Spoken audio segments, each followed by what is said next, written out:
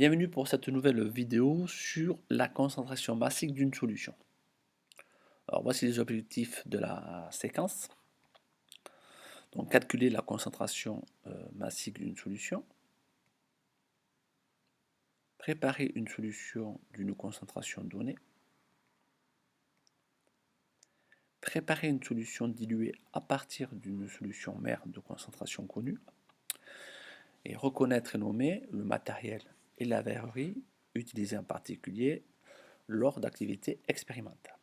Alors premièrement, une solution aqueuse. Donc, dans un bécher contenant de l'eau distillée, on dissout des cristaux de chlorure de sodium.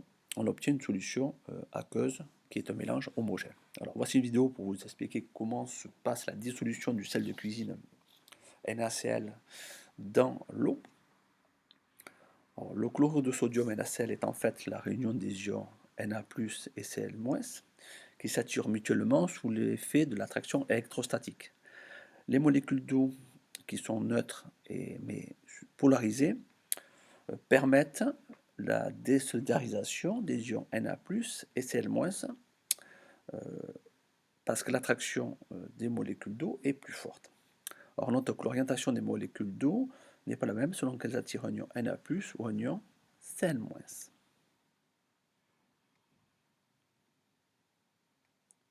Alors, voici l'équation en bilan de dissolution.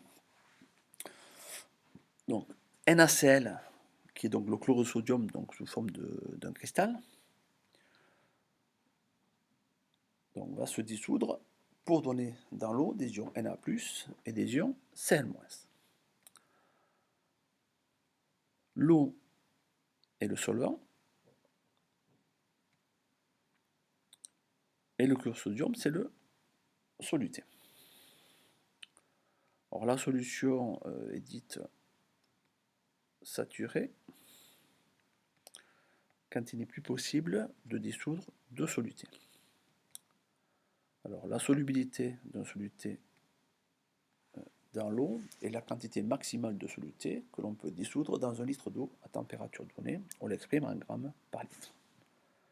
Alors, une solution aqueuse contient donc des ions. Des réactifs appropriés permettent de déterminer la nature de ces ions, puisque les ions dissous dans l'eau ne sont pas visibles à l'œil nu et pas reconnaissables.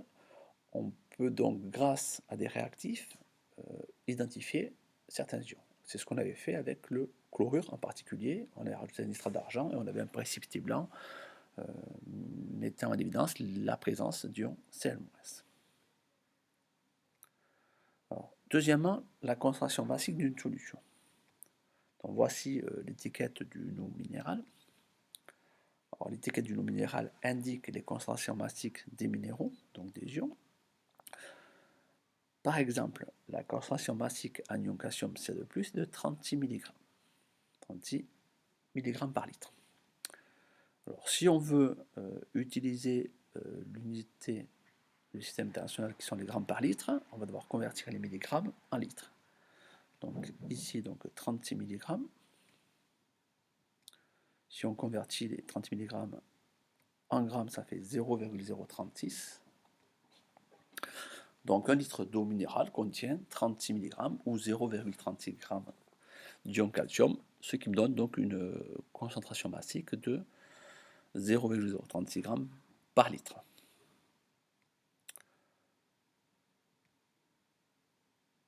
Alors on va maintenant voir comment on calcule cette concentration massique. Donc la concentration massique d'une espèce chimique est la masse de cette espèce chimique dissoute dans un litre de solution. Donc l'exprime en grammes par litre se calcule avec la formule Cm égale M, la masse du soluté, divisé par le volume du solvant. Donc Cm, c'est la concentration massique en grammes par litre. La masse M, c'est la masse du soluté en grammes. Et volume V, donc c'est le volume du solvant en litres. Donc on divise des grammes par des litres, c'est tout à fait logique d'avoir donc une concentration massique en grammes par litre. Alors on va prendre un exemple. On va calculer la concentration massique d'une solution de 125 ml qui contient 3 g de chlorure de sodium. Donc on remarque que la masse donc, du soluté, donc le chlorosodium est de 3 grammes. Le volume du solvant qui est l'eau, qui est donc de 125 millilitres. Alors, on est obligé donc, dans ce cas-là de convertir donc, les millilitres en litres. Donc 125 millilitres, donc ça fait 0,125 litres. Donc, on va pouvoir maintenant donc, utiliser notre formule pour calculer la concentration basique en grammes par litre. Donc la masse divisée par le volume.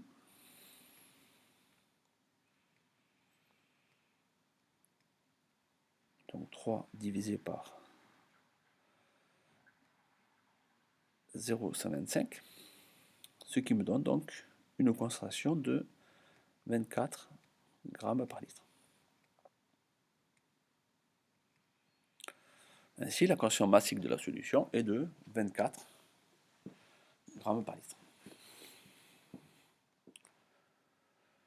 Troisièmement, préparation donc d'une solution diluée à partir d'une solution mère.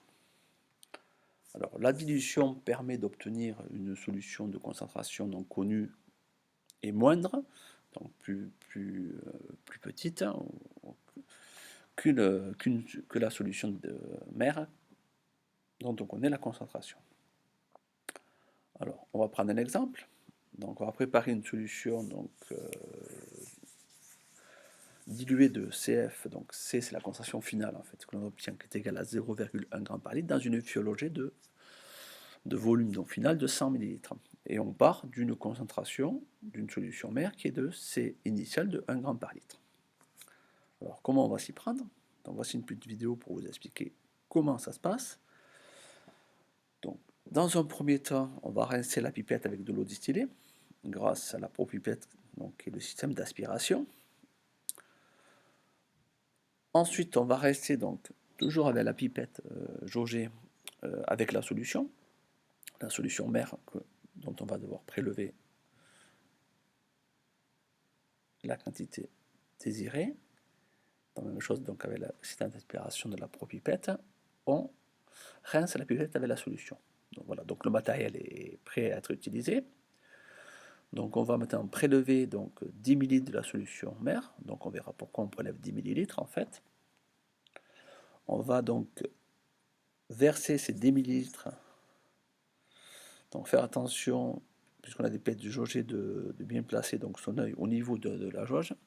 On verse donc les 10 ml dans la fiole jaugée donc de 100 ml. On rajoute de l'eau distillée.